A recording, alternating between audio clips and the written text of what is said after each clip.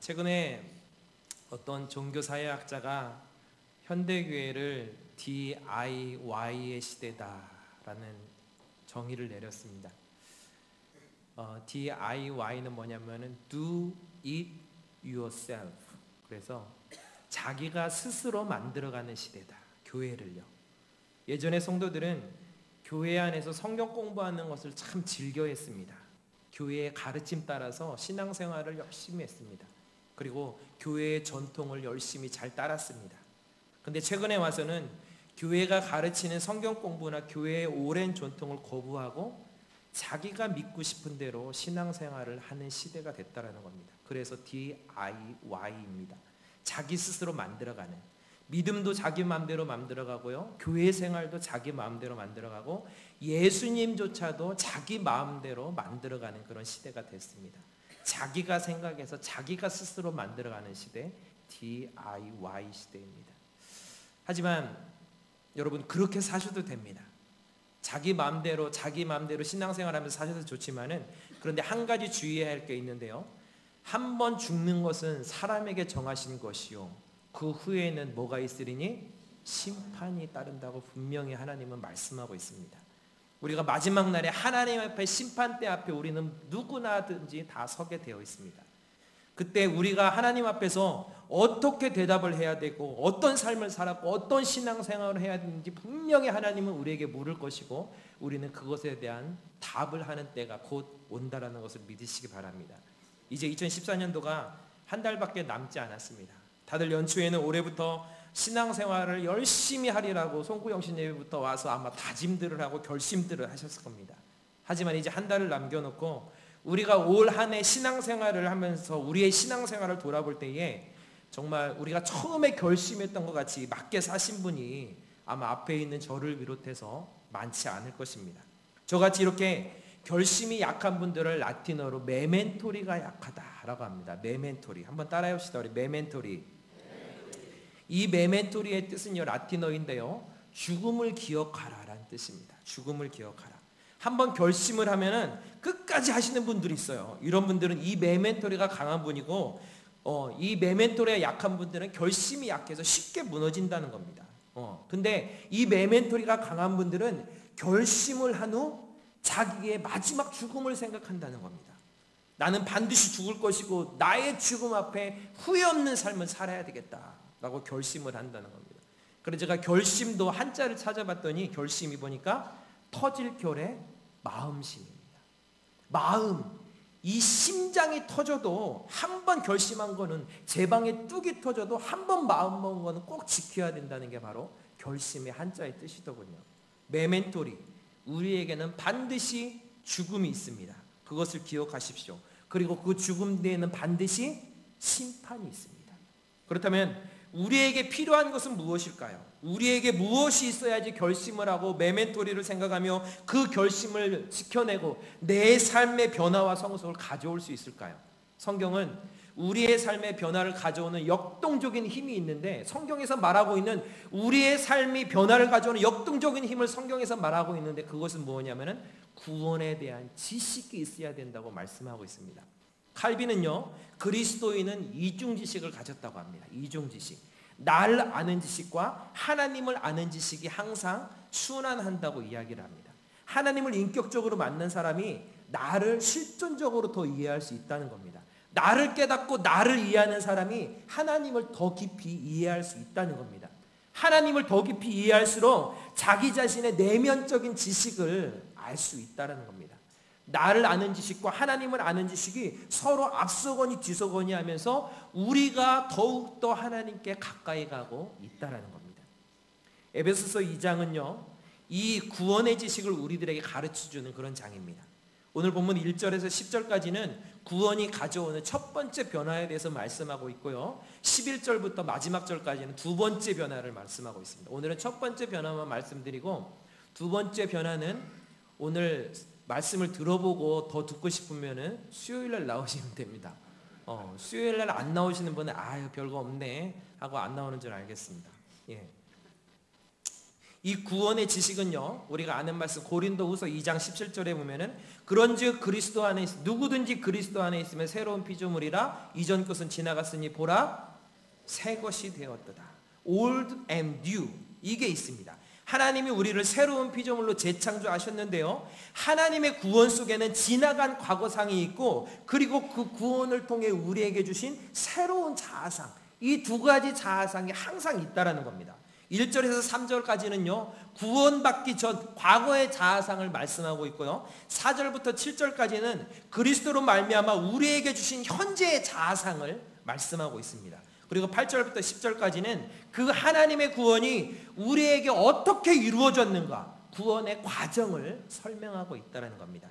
이 세 가지를 시간 내에 다 말씀드릴 수 있을지 모르겠지만은 하여튼 하는 데까지 하다가 시간이 되면 마치겠습니다. 예, 그냥 마치시면 아 그렇구나 하고 생각하시면 됩니다. 예, 정리를 먼저 해드리면은요, 과거와 현재가 서로 마주보고 있습니다. 구원받기 전에 우리는 죽은 자였는데 구원받은 후에는 뭐가 됐어요? 산자가 되었습니다. 구원받기 전에는 세 가지 사단의 종노릇을 했는데 구원받은 후에는 삼중에 연합을 합니다. 구원받기 전에는 우리는 진노의 자녀였지만 구원받은 후에는 우리에게 하나님의 긍휼과 사랑과 은혜가 있어서 우리는 누구의 자녀가 돼요? 하나님의 자녀가 되는 것입니다. 그럼 왜 이렇게 이 짧은 1절에서 10절까지의 이 자세하게 구원받기 전과 후를 말씀하고 있냐면요, 우리가 구원받기 전과 후가 분명하게 드러나야 되기 때문입니다. 한번 물어보겠습니다. 여러분 구원받으셨습니까? 네. 다시 한번 묻겠습니다. 중요한 거라. 여러분 정말 구원받으셨습니까? 네. 하나님의 은혜로 여러분들이 새로운 피조물이 된 줄 믿습니다.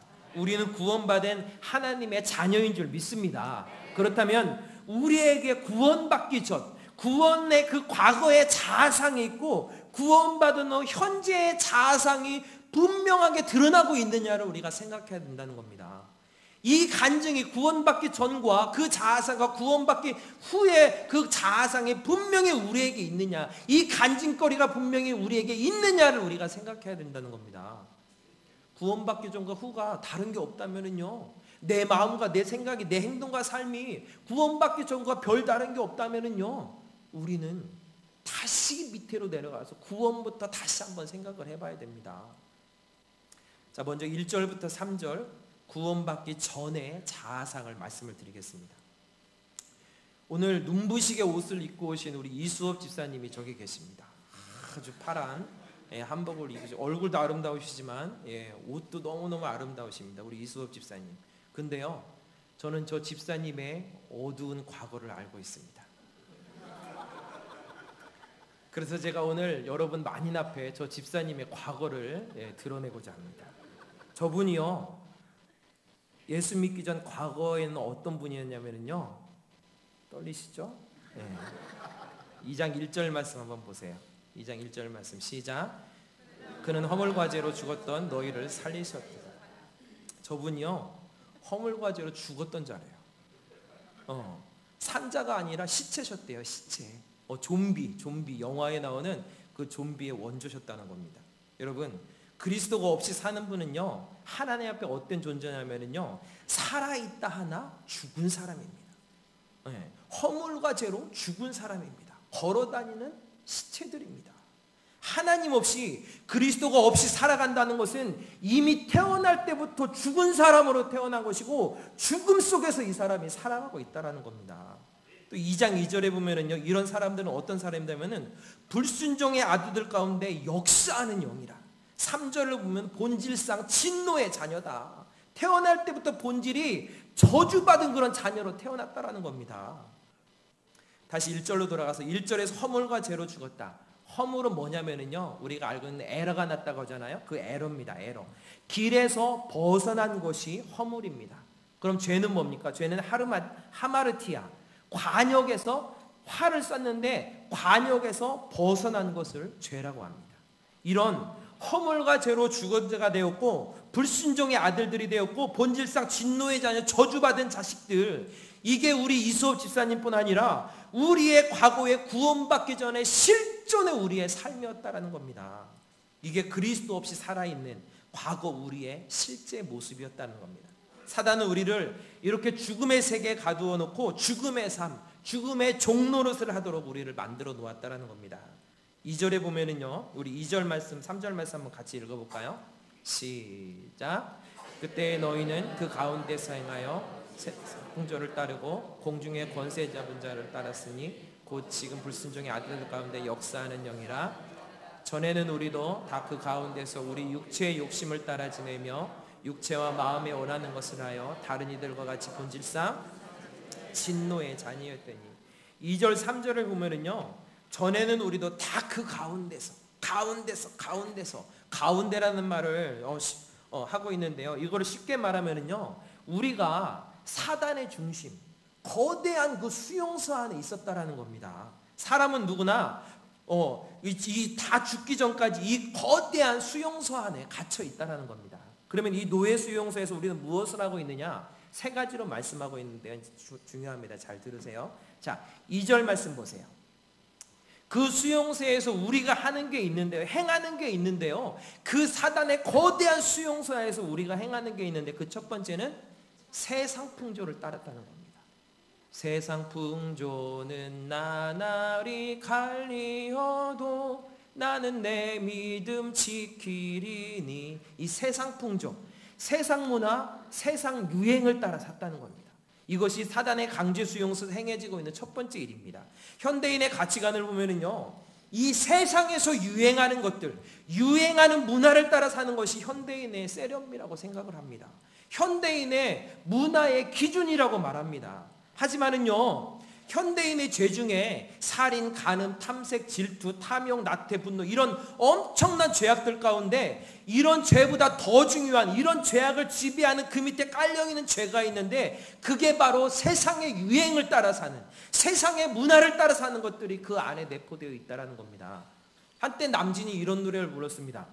유행 따라 사는 것도 제 멋이지만, 아니요, 유행 따라 사는 것이 제멋이 아니고요, 유행 따라 사는 것은 죄입니다. 왜 유행 따라 사는 것이 죄냐? 사람들이 유행을 따라 살아가잖아요. 그러면 그 유행을 따라가기 위해서 사람들이 가지고 하나님이 기본적으로 만드신 인간의 가치를 잃어버리고 살기 때문에 유행 따라 사는 것이 죄라는 겁니다. 최근 작년부터 유행하는 게 뭡니까? 오늘도 입고 오신 분들이 있는데 용서하십시오. 캐나다 구스다운. 거의 100만 원대가 어저께 보니까 막 300 몇만 원짜리도 있더라고요. 예, 이 캐나다 겨울 패딩입니다. 이 구스다운 하나를 만드는데 거의가 몇 마리가 들어갈 것 같아요? 그 잠바를 하나 만드는데 거의가 10마리가 들어간다고 합니다. 10마리. 근데 얼마 전에 이 구스다운을 만드는 그 거의의 털을 뽑는 장면이 동영상으로 나왔습니다. 사람들이 몇 명이 모여가지고요, 그 가운데 거위를 놓고 털을 뽑는데요, 거위가 살아있습니다. 살아있는 거위의 털을 뽑아야지 질이 좋대요. 그래가지고 가운데다 거위를 놓고 사람들이 털을 막 뽑는 겁니다. 그리고 그 거위에다가 무슨 주사를 맞추면 털이 질이 좋아진대요. 그래가지고 주사를 맞춰놓고 살아있는 거위를 가운데 놓고 사람들이 막 털을 뽑습니다. 그리고 저쪽으로 던져놓습니다. 그러면 거위가 거기서 시름시름 앓다가 거기서 죽어가는 장면을 동영상에서 보여준 적이 있습니다. 얼마 전에 소비자원에서 조사를 해서 뉴스에 크게 나온 적이 있습니다. 24개의 고가 구스다운을 안을 열어봤더니 20개가 거짓이더라. 구스가 아니고 거위가 아니고 그 안에 덕이, 오리가 들어가 있더라. 4개만 진짜고 20개는 다 가짜더라 라는 것을 소비자원에서 조사해서 뉴스에 나왔던 적이 있습니다. 그래도 외제를 입어야 됩니다. 왜요? 유행이니까. 예. 이 고가 옷을 입으려고요, 중고등학생들이 알바를 합니다. 방학 때 놀지도 않고 알바를 해요. 열심히 돈을 벌어요. 그런데도 그 돈이 모자라면 얘들이 뭐 해요? 뒷골목에서 지나가는 애들, 약한 애들 돈을 뺏어서 그 옷을 기어이 사 입고 맙니다. 요즘 우리 30, 40대 어머님들이 새로운 패션이 있습니다. 노스를 시작하는 아주 좋은 패딩을 입고 다니십니다. 근데 그 안에 내포되어 있는 실존이 뭔 줄 알아요? 애들한테 작년 재작년에 그 30만 원 40만 원짜리 되는 잠바를 사줬더니 이제 유행이 지나니까 애들이 안 입고 다녀요. 그러면 30만 원 40만 원을 장롱안에서 썩혀둬요? 그러니까 30, 40대 엄마들이 그 잠바를 입고 다니는 거예요. 예. 그래서 요즘 겨울에 이제 그 30, 40대 엄마들이 유행처럼, 하지만 그 마음은 너무나 아픈 마음을 가지고 그 옷을 입고 다니는 것을 보게 됩니다. 유행 따라 살아가는 우리의 인생 속에서 자신도 모르게 우리의 가치관을 허무하게 만든다는 거예요. 이게 죄라는 겁니다. 사람들이 이렇게 유행 따라 살면서 자신도 모르게 점점 이 유행에 길들여져 갑니다. 우리 어른들의 유행은 뭡니까? 오늘 입고 오신 분들도 계신 거 용서하십시오. 이 어른들의 유행은 요즘 아웃도어입니다. 아웃도어. 등산도 안 가시면서 아침에 등산복을 입으시고 출근을 합니다. 등산도 안 가시면서 아침에 등산복을 입고 교회를 오십니다. 등산이 이제 유행이 되어서요, 너도 나도 다 등산을 다닙니다. 안 다니면 이게 이제 미개인이 되는 겁니다. 문화인이라면 적어도 고가의 등산복을 입고 등산을 다녀야지 문화인이 되는 겁니다. 이게 계속 유행의 패턴이 변하고 바뀌면서요, 사람들은 이 패턴에 의해서 거대한 삶의 소용돌이가 일어나고요, 거기서 자신의 만족을 찾으려고, 거기서 자신의 인생의 가치를 찾으려고 하는 이 장사꾼들과 세상의 유혹에, 사단의 유혹에 완벽히 우리가 빠져서 살고 있다는 겁니다. 어느 정도의 유행을 따라 살아야 됩니다. 우리가 옛날과 조선시대같이 한복 입고 살자는 게 아닙니다. 어느 정도의 유행을 따라가야 되지만은, 문제는 이런 유행을 통해서 그 유행 가운데 자신의 행복을 거기서 찾는다는 게 바로 문제라는 겁니다. 멋진 유행하는 옷 한 벌 입고 나오면서 행복해. 네, 이게 요즘 현실이라는 겁니다. 이게 사단의 거대한 첫 번째 음모입니다. 두 번째 음모는요, 2절 말씀에 나옵니다. 공중의 권세 잡은 자를 따랐으니 곧 지금 불순종의 아들 가운데 역사하는 영이라. 공중의 권세 잡은 자를 우리가 따랐대요. 우리 그런 적 없는데, 공중의 권세 잡은 자가 누굽니까? 막 스파이더맨, 막 슈퍼맨, 막 아이언맨 이런 사람들이에요? 아닙니다. 공중의 권세 잡은 자는 사단을 말합니다. 사단의 불순종의 아들 가운데 역사하는 사단의 거대한 통치가 뭐냐면요, 죄인들을 움직이는 죽음의 세계를 지배하는, 관장하고 통치하는 통치 구조가 뭐냐면요, 바로 공중의 권세 잡은 자. 어떤 신학자는 공중의 권세 잡은 자를 외모주의, 학벌주의라고 말하고 있습니다. 세상은 외모주의가 지배합니다. 모두가 외모주의. 이 성형과 다이어트 열풍이 온 대한민국을 지금 덮고 있습니다. 10대도 우리 청소년들 물어보면은 이쁜 여자가 좋대요. 20대는 안 좋아할까요? 결혼해야 되니까 20대 이쁜 여자 좋아하죠. 결혼한 30대, 40대 남자들은 이쁜 여자를 안 좋아할까요? 좋아하죠. 그러면은 70대 먹은 할아버지는 이쁜 여자를 안 좋아할까요? 좋아합니다. 예. 여자들이요, 몸무게 50kg 넘으면 인생 끝나는 줄 압니다. 아니요, 괜찮습니다. 적당히 뚱뚱한 사람이 오래 산다는 결과가 나와도 절대 믿지를 않습니다. 심지어 하버드 대학에서 그 발표를 해도요, 살을 빼야 됩니다. 왜요? 외모주의에 빠져있기 때문에. 성형을 하고요, 지방흡입을 하면서 죽은 사람이 그렇게 나오는데 끝까지 지방흡입을 하면서 시간을 낭비합니다. 이 시간과 에너지가 이 성형과 다이어트 열풍에 빠지고요, 외모주의에 우리나라가 얼마나 빠져 있는지 모릅니다. 한국은 이쁜 사람이 너무 많습니다. 이제는 이쁜 사람이 너무 많으니까요, 이쁜 사람을 봐도 이제는 믿지를 않는 시대가 됐습니다. 어디서 고쳤을 거야? 분명 성형수술 했을 거야. 야, 어떤 의사야, 훌륭한데 어떻게 저렇게 훌륭한 작품을 만들어내? 이런 시대가 됐습니다. 그래서 이쁜 여자에 이제 감동이 별로 없습니다. 얼마나 소문이 났으면은요, 중국 동남아에서요, 돈을 싸가지고 옵니다. 돈을 싸가지고. 왜요? 이제 이뻐야 삽니다. 네. 남자들은요, 잘생겨야 삽니다. 잘생겨야지. 저 같은 이 크로마뇽인의 인물을 가진 사람들은 이 생존 경쟁의 능력에서 떨어지는 사람들입니다. 이 학벌주의도 문제입니다. 너도 나도요, 이 대학 보낸다고 해서 부모의 그 뜨거운 교육열요, 지금 모두가 이 높은 교육열이 문제입니다. 초등학교의 선행학습이요, 저도 서울에서 학원을 해봤지만은 4년 앞에 것을 공부한답니다. 선행학습의 효과가 검증이 안 되었는데도요, 너도 하니까 나도 한다입니다. 애들이 방학이 싫대요. 방학 때는 게 불안하대요. 왜요? 방학 되면 계속 학원에서 선행학습하고 학원에서 살아야 되니까. 그럼 이 남편이 버는 돈은 한계가 있잖아요. 애들을 학원 보내야 되는데 그럼 어떻게 해요? 엄마가 나가서 돈을 법니다. 돈을 벌어. 애는 하루 종일 학원에 보내놓고 엄마가 돈을 버는 겁니다. 사랑하는 여러분, 아이들의 최고의 교육자는 부모라는 것을 믿으시기 바랍니다. 예. 부모가 교육하지 못하면서 학교에 보내놓고 학원에 보내놓고 교회에 보내놓으면서 교육해달라고? 이것은 뻔한 거짓말입니다. 아이들의 최고의 교육은 가정에서 부모들이 하는 교육이 최고의 교육이라는 것을 믿으시기 바랍니다. 학벌주의가 있습니다. 학벌이 도구가 되어야지요. 학벌이 목적이 되고 자기를 과시하는 수단이 되어니까 문제가 되는 겁니다. 그래서 학벌 위주했다가 어느 날 언론계에서 쫓겨나고 정치계에서 쫓겨나고 심지어 애들을 가르치는 교사, 교수가 학벌을 위조해지고 쫓겨나는 장면을 우리가 봤지 않습니까? 어떤 장로님이 계셨는데요. 저 서울에 있을 때 정말 교인들로부터 존경받고 그 부인 권사님도 얼마나 열심히 섬기고 교회에 헌신 봉사하는지 모릅니다. 그런데 그 부부에게 딸이 하나 있었습니다. 너무나 예뻤어요. 근데 한 남자와 사랑에 빠졌는데 이 청년이 대학을 제대로 나오지 못한 청년이었습니다. 근데 둘이 사귀는 거를 알고 결혼 이야기까지 나오는 거를 알고 이 장로님 권사님 부부가 목사님을 찾아왔습니다. 목사님, 절대 안 됩니다. 제 딸은요 꼭 좋은 대학 나온 남자와 결혼해야 됩니다. 그러면서 뭘 부탁할게요? 헤어지게 해주십시오.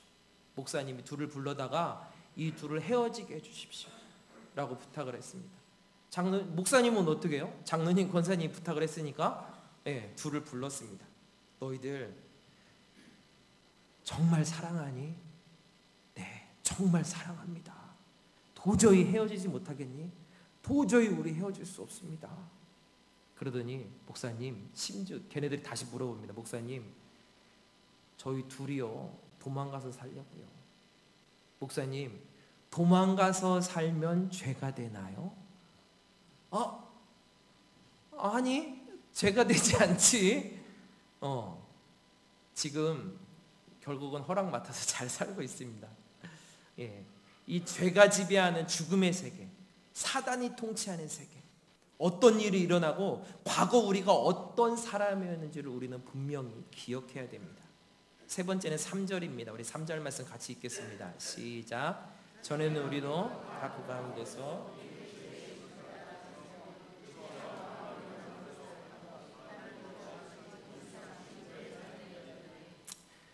육체의 욕심을 따라 지낸다. 탐식과 탐색입니다. 제발 먹으러 좀 그만 다니십시오. 사역자들 점심 대접할게요 하고 차 타고 1시간 반을 갑니다. 대청댐 그 막 길을 꼬불꼬불 막 가가지고 결국 차 타고 가서 뭐 먹는 줄 알아요? 오리 먹고 옵니다. 오리. 예.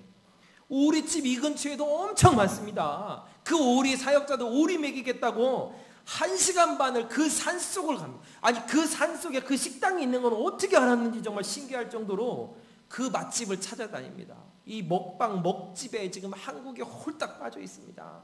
예. 두 번째는 탐색. 이 성에 완전히 중독되어 있습니다. 청소년들부터요, 이 무분별한 혼전 성관계, 어른들도 이름만 들어도 알만한 유명인들도, 교직에 있는 선생님들도, 요즘 몇 주 동안 계속 나오고 있는 뉴스에 나오는, 심지어 나라를 지키고 있는 이 군인들도 이 성중독에 다 빠져 있다는 겁니다. 지난번에 그 악성 림프종에서 사형 선고를 받은 40대 남자가 편지를 쓴 게 신문에 나온 적이 있습니다. 시한부 인생에 대해서 죽기 전에 아내에게 편지를 썼습니다. 여보, 이 주유소를 운영하는 사람이었는데요. 여보, 주유소 컴퓨터에 가면은 야동들이 있을 거야.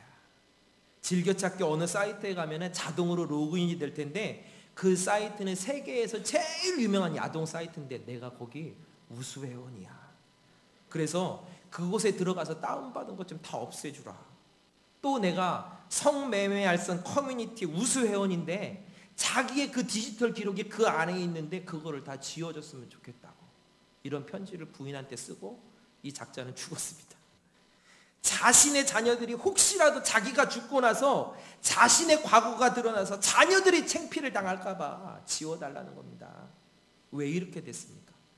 우리가 이 세상의 유행을 따라 살아야 되고 외모주의로 학벌주의로 육체를 위해서 먹고 즐기는 것이 이 세상에 살아가는 것이고 이렇게 사는 것이 당연하다는 것이 이제 이런 당연한 현대인의 삶이고 이게 현대 우리의 가치관을 만들고 이 가치관에 우리가 살고 있다는 겁니다.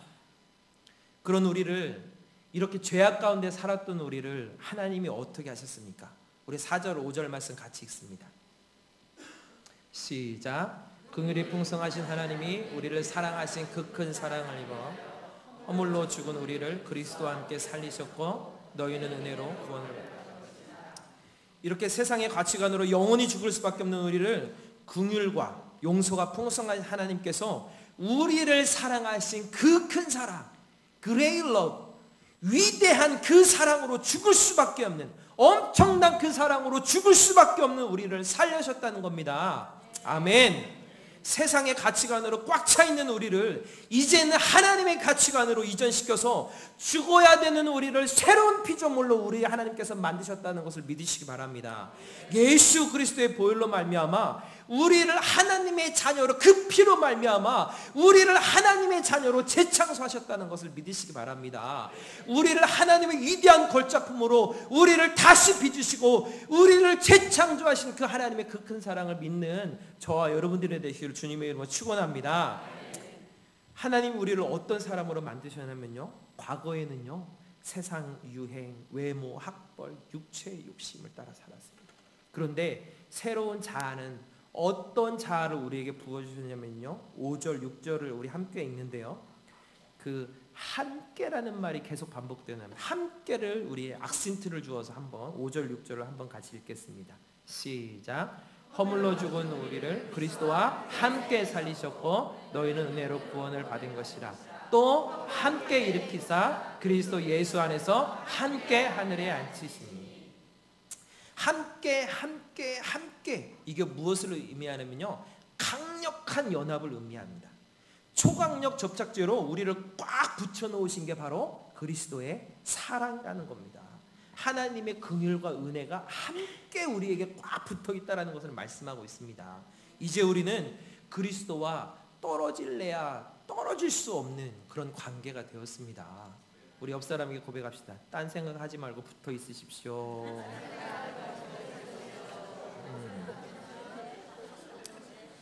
그런데 이 연합이요, 그리스도의 연합이 삼중적인 연합입니다. 삼중적인 연합.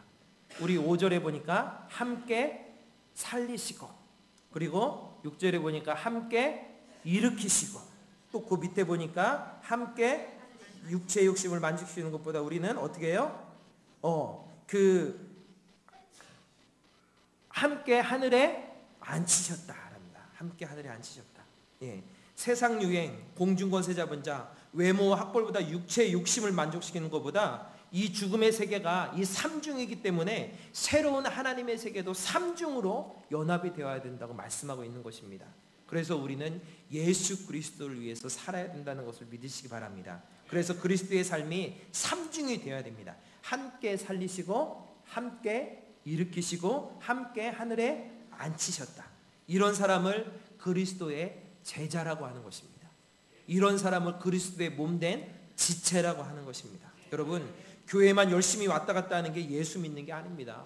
물론 저희 같은 부사역자들에게는 여러분들이 안 빠지시고 주일날 교회에 나오는 게 얼마나 감사한 일인지 모릅니다. 하지만 여러분, 이 구원은요, 이 세상에 빠져서 영원히 죽을 수밖에 없는 우리를 살리신 그 구원은요, 하나님의 놀라운 희생과 하나님의 놀라운 계획하심이 있었기 때문에 구원이 있다는 것을 믿으시기 바랍니다. 오늘 본문만 보더라도요, 이 말씀 안에 하나님의 놀라운 그리고 완벽한 계획하심이 오늘 본문 안에 다 있습니다. 이 말씀의 지식이 있어야지, 이 구원의 지식이 있어야지 우리가 어떤 구원자의 삶을 살아가야 되는지 알 수 있다는 겁니다. 예전에 돌아가신 분이 이런 글을 썼습니다. 내가 누구인가를 내 속에 묻고 또 물어라. 언제까지? 내 속에 있는 나의 얼굴이, 내 속의 얼굴이 드러날 때까지 내가 누구인지를 물어라. 우리는 나는 누구인가를 주님의 십자가 앞에서 묻고 또 물어야 합니다. 그래서 과거의 나의 모습과 현재 구원받은 자신의 모습, 이 두 모습을 발견할 때에 우리는 그리스도를 위해 살아갈 수 있다는 겁니다. 수많은 사람들이, 수많은 선조들이 이렇게 예수 그리스도를 위해 살다가 하늘의 보좌에 앉아 계십니다. 우리나라 이 조선 땅을 살리기 위해서 서울 양화진에, 합정동에 있는 양화진에 한번 가보십시오. 수백 명의 사람들이 이 조선 땅에 음란과 도박과 가난이 가득한 이 땅을 살리고자 수많은 선교사님들이 이 땅을 밟아가면서 순교하셨습니다. 우리나라 이 조선 땅을 살리고자 수많은 선교사님들이 그 자녀들까지 앞세워서 이 땅 가운데 다 죽임을 당한 거고, 그분들로 인해서 구원받은 지체들이 우리나라의 그 유교 앞에, 제사 앞에 나는 예수 그리스도를 믿고 구원받았기 때문에 그 지식이 내 안에 있기 때문에 절대 우상 앞에, 제사 앞에 절하지 않겠다, 그러면서 목을 쳐서 수백 명의 사람들이 피를 흘렸는데, 그 글을 보면은요, 그 피가 흘려서 바로 그 양화진 밑에가 한강인데요, 한강물이 온통 핏물로 변했다라는 글이 있습니다. 왜 그 사람들이 이렇게 예수 그리스도를 위해서, 구원을 위해서 죽어야만 됐습니까? 그 안에 이 하나님의 구원의 감동이 있었기 때문에, 그 지식과 그 믿음이 있었기 때문에 이 지식과 믿음이 이분들을 그렇게 만들 수 있다는 겁니다. 하나님께서 우리를 어떤 사람으로 만드셨습니까? 그리스도와 함께 살리시고 함께 일으키시고 함께 하늘의 자리에 앉히셨습니다. 아멘. 살리시고 일으키시고 앉히셨다. 좀 추상적이라 좀 자세히 보겠습니다. 우리 3장 6절로 갑니다. 3장 6절로 앞에 있습니다. 우리 이거 읽는데요, 이것도 역시 함께라는 말을 강조하면서 같이 읽겠습니다. 시작. 이는 이방인들의 복음으로 말미암아 그리스도 예수 안에서 함께 상속자가 되고 함께 지체가 되고 함께 약속에 참여하는 자가 됩니다. 아멘. 함께 뭐가 되고 함께 뭐가 되고 함께 뭐가 됩니다. 여러분, 성경이 얼마나 완벽한 조직을 갖추었나 한번 보십시오. 2장 5절 6절에서 함께를 3번을 반복했던 것을 3장 6절에서 3번 재해석을 해주고 있습니다. 2장 5절 6절에서 그리스도와 함께 하나님이 하신 일을 설명하고 있다면 3장 6절에서는 그 결과로 어떤 사람이 되는지를 분명하고 확실하게 말씀해주고 있다는 겁니다. 세상 사람들이 성경이 엉성하다고 말합니다. 성경이 엉성합니까? 아니요. 성경은 완벽합니다. 성경이 얼마나 논리적입니까? 하지만 문제는 우리가 성경을 알지 못하기 때문에, 성경 공부를 하지 않기 때문에, 우리가 모르기 때문에 성경을 무시하고 성경을 보지 않는 것입니다. 빨리 장영숙 전사님 성경 공부에 신청하십시오. 곧 이제 마감됩니다. 빨리 신청하셔서 빨리 성경을 알아가는 것이, 그것이 하나님의 마음을 알아가는 것인 줄 믿습니다. 자, 그럼 이제 우리 2장 5절 6절과 3장 6절을 함께 봅니다. 성경을 한번 보십시오. 2장에서 함께 살리셔서 3장에 뭐가 됩니까? 상속자가 됩니다. 그리고 함께 일으키셔서 3장에 뭐가 됩니까? 지체가 됩니다. 함께 하늘에 앉히시는 것은 뭐예요? 약속의 참여자가 되는 것입니다. 놀랍지 않습니까? 다시 한번, 살리시면 뭐가 돼요? 상속자. 일으키셔서 지체가 되고, 앉히시는 것은 약속의 참여자가 되는 것이고, 상속자가 되는 데는 시간이 얼마나 필요합니까? 믿기만 하면 되기 때문에 시간이 그렇게 많이 필요하지 않습니다. 그럼 마지막 거, 약속의 참여자가 되는 것은 예수님의 재림을 이야기하는데요, 성경에 보면은 예수님이 하늘에 번개같이 오신다고 했습니다. 이것도 잠깐입니다. 하지만 이 말씀의 핵심은 두 번째에 있습니다. 그리스도의 지체가 되는 것은 우리가 이 세상 사는 동안 평생 이 지체의 모습으로 살아야 되는 것입니다. 본문 앞장에서 우리 1장 20절에서 23절까지 보면은요, 우리가 그리스도의 몸이다, 우리가 그리스도의 교회다, 우리가 지체다라고 1장에서 말씀하고 있습니다. 교회는 무엇입니까? 교회는 그리스도의 몸입니다. 그리스도는요, 그 몸에 뭐가 되세요? 그 몸의 머리가 되십니다. 그리고 그 머리 되신 그리스도와 함께 하나님은 23절에 만물을 충만하게 하신 이의 충만함이다 라고 말씀하는 겁니다. 그래서 교회를 통해서만 우리는 그리스도의 충만을 느낄 수 있다는 겁니다. 사랑하는 여러분, 교회를 통해서 하나님의 은혜를, 그 은혜를 충만하게 누리시는 저와 여러분들이 되기를 바랍니다. 이 교회를 만드시려고요, 우리를, 저와 여러분들을 하나님께서 성전 만드시려고요, 예수님이 옛날에 예루살렘 그 성전을 들어가 보니까요, 다 썩어 빠진 겁니다. 거기서 장사하고 뭔가를 팔고 있고 거기서 장사꾼들이 득실득실 거리니까 예수님이 다 둘러엎으시면서 이 성전을 다 헐어버려라. 내가 3일 만에 이 성전을 다시 지리라. 건물만 있는 것은 성전이 아니다. 내가 바로 성전이고 내가 이 교회의 주인이고 내가 이 교회의 머리다. 이 성전을 다 헐어버려라. 그러시면서 진짜로 3일 만에 다시 살아나셨습니다. 그리고 성전에 있는 성소와 지성소를 맡고 있는 휘장을 찢으시면서 우리를 성전 삼으시고 우리를 그리스도의 지체로 삼으셨다는 것을 믿으시기 바랍니다.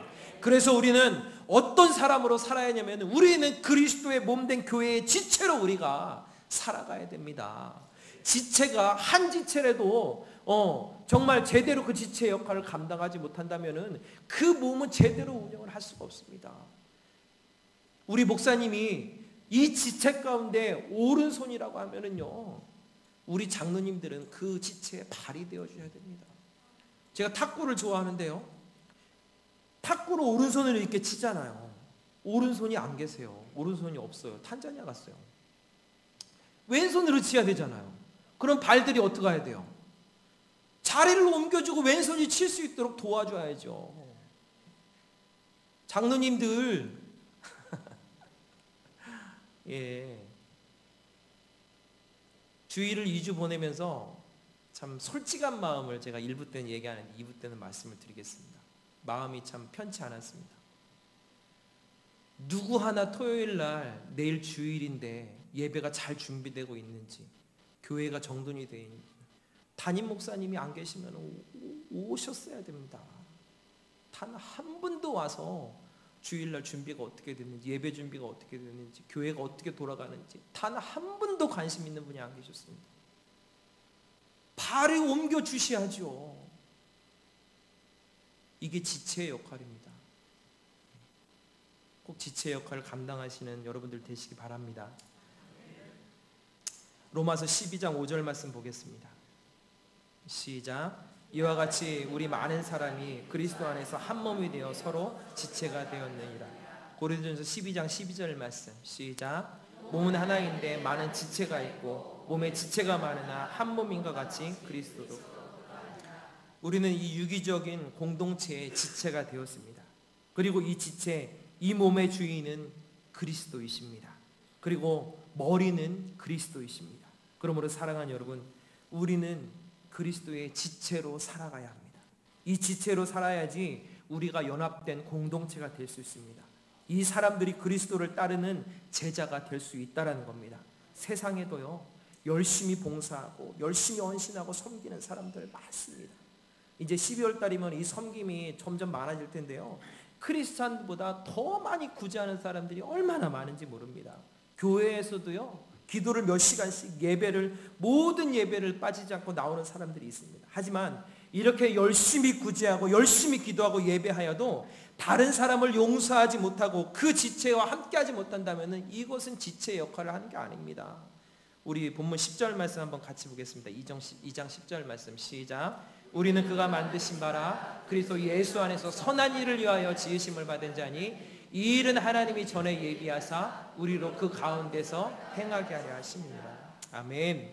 아무리 성경 공부를 하여도요, TV를 기독교 방송만 보고 흑동 방송만 들어도요, 여기저기 쫓아다니면서 부흥회 다니고 안수받고 아무리 놀라운 예언을 들어도요, 그리스도 예수 안에서 저 죽은 자들, 저 썩어져가는 영혼들의 발을 씻기지 못한다면 이건 그리스도의 제자, 지체의 모습이 아닙니다.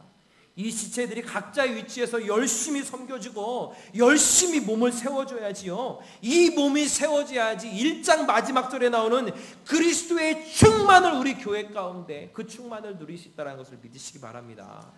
그런데 우리는 그냥 교회에 와서 예배만 드리고 갑니다. 예배 드리면서도 옆에 있는 사람이 누군지도 몰라요. 그냥 예배만 드리고 가는 겁니다. 한번 옆에 있는 사람 한번 보십시오. 다 아는 사람들입니까? 모르시는 분들 계실 것 같아요. 평소에 한국어를 열심히 공부하셨던 웨스트민스터 신학교에 교수님으로 계셨던 분이 갑자기 신학교에다 사표를 던지고 본인이 왜 한국어를 공부하는지를 보여주었습니다. 한국으로 오셨습니다. 이 교수님이 목사님이셨는데요. 주위에 있던 사람들이 저 사람이 한국에 가서 뭘 하려고 한국을 가지 생각을 했는데, 한국에 오더니 사창가에다가 창녀촌에다가 집을 얻었습니다. 외국인이 창녀촌에 나타나니까 사람들이 뭐야 하면서 봤습니다. 근데 지켜봤는데 낮에 할 일이 없는 이 매춘부들을 데리고 이 목사님이 교제를 하기 시작했습니다. 매춘부들도 외국 사람들이 자기들한테 관심을 보이니까 한 명씩 모이기 시작해서 10명 정도가 이 모임을 만들었습니다. 이 10명의 매춘부들을 집으로 데려다가 이 목사님이 열심을 다해서 섬겼습니다. 그리고 이제 어느 정도 교제가 되니까 이제 자신의 신분을 밝힙니다. 저는 목사입니다. 근데 제가 여러분들과 성경 공부를 하고 싶습니다. 한 번도 이런 섬김을 받아보지 못했던 이 매춘부들이 그 바닥에 있던 이들을 잘 섬김을 받다 보니까 이들이 10명이 한 명도 반대를 하지 않고 다 성경 공부를 시작했습니다. 성경 공부를 하던 중에 하나님이 이들의 마음을 만져주셨습니다. 상처난 영혼들을 회복시켜 주셨습니다. 이들은 세상에서 버림받았던 사람들입니다. 하지만 예수님이 세리와 창녀들 그리고 고아와 가부들이 오셨던 것처럼 이 목사님이 열심을 다해서 이들을 섬겨주고 하나님의 말씀을 가르쳐 주었습니다. 근데 놀라운 일이 벌어졌습니다. 10명 중에 8명이 한 명씩 이 창녀촌을 떠나기 시작합니다. 8명이 나가서 마땅히 할 일이 없었습니다. 공장에 들어가서 일을 합니다. 길거리에서 자판을 합니다. 식당에서 접시를 닦고 접시를 나릅니다. 이제 저 세상에 그 밑바닥에서 처절하게 살았던 삶에서 벗어나서 이제 당당히 일을 하면서 열심을 다해 살아갑니다. 그리고 절대 자신들을 이렇게 변화시킨 그 구원의 확신을 가지고 신앙생활도 열심히 하며 제2의 인생을 살았다는 겁니다. 이 목사님은 끝까지 이들의 삶을 보살펴주면서 이들과 함께 그 생을 이 땅에서 마감했다고 합니다. 사랑하는 여러분, 이런 삶이 그리스도의 몸된 지체의 삶입니다. 돌아가실 때까지, 죽으실 때까지 우리 예수님은 하나님, 저들의 죄를 용서해 주십시오 라면서 우리 예수님은 십자가에서 죽으셨습니다. 내가 그리스도의 몸된 지체입니다. 내 몸이 주님이 계신 성전입니다. 그런데 아직도 세상의 유행을 쫓고 외모 지상주의로, 학벌주의로 육체의 정욕을 위해서 살고 계신다면, 사랑하는 동산 공동체 여러분, 이제 돌아서십시오. 이제 돌아섭시다. 이제 세상에서 돌아서서 이제는 머리 대신, 그리고 내 중심에 계신 그 주님을 위해서, 또 세상에 그리스도를 알지 못하고 죽어가는 저 영혼들을 위해서 살아가시는 저와 여러분들이 되시기를 주님의 이름으로 축원하며 영광을 올려드립니다. 우리 동산교회 지체들 가운데 힘들고 지쳐있는, 병들어 있는 지체들이 주님 한 명도 없게 하여 주시옵소서. 모든 지체들이 각자의 위치에서 열심을 다해 사역하게 하여 주십시오. 모든 지체들이 각자의 위치에서 열심을 다해 주님의 사명 감당하게 하여 주십시오. 서로 섬기는 교회 되게 하여 주십시오. 서로 구제하는 교회 되게 하여 주십시오. 서로 헌신 봉사하게 하시고 저 죽어가는 영혼들의 발을 씻기는 동산 공동체가 되게 하여 주십시오. 주님, 내가 교회입니다. 내가 주님의 몸된 교회입니다. 주님의 십자가의 그 피로 값주고 사신 주님의 몸된 교회가 접니다. 우리 동산 공동체가 주님의 몸된 주님의 교회 공동체입니다. 주님께서 이 공동체를 만드시려고 일찍이 주의 종을 통하여서 이 교회를 개척하게 하시고 27년 동안 우리 주님이 지키시고 우리 주님이 인도하신 줄 믿습니다. 하나님, 이 동산교회 공동체가 이 마지막 때에 우리 주님께 더욱더 붙들려서 쓰임받게 하여 주십시오. 주님의 교회 공동체가 되어서 주님의 오른손에 굳게 붙들려서 이 마지막 때에 주의 복음을 위하여서 땅끝까지 복음을 전하는 주님의 선교 교회 공동체가, 우리 동산 공동체가 되게 하여 주시옵소서. 우리 주님이 우리 교회의 머리 되십니다. 우리 주님이 우리 교회의 주인 되십니다. 우리 주님께서 지켜주시고 함께 하시는 우리 동산 교회 공동체가 되게 하여 주십시오. 그렇게 하실 하나님을 찬양하며 예수 그리스도의 이름으로 함께 기도드립니다. 우리에겐 소원이 하나 있네. 우리 한 번 더 찬양.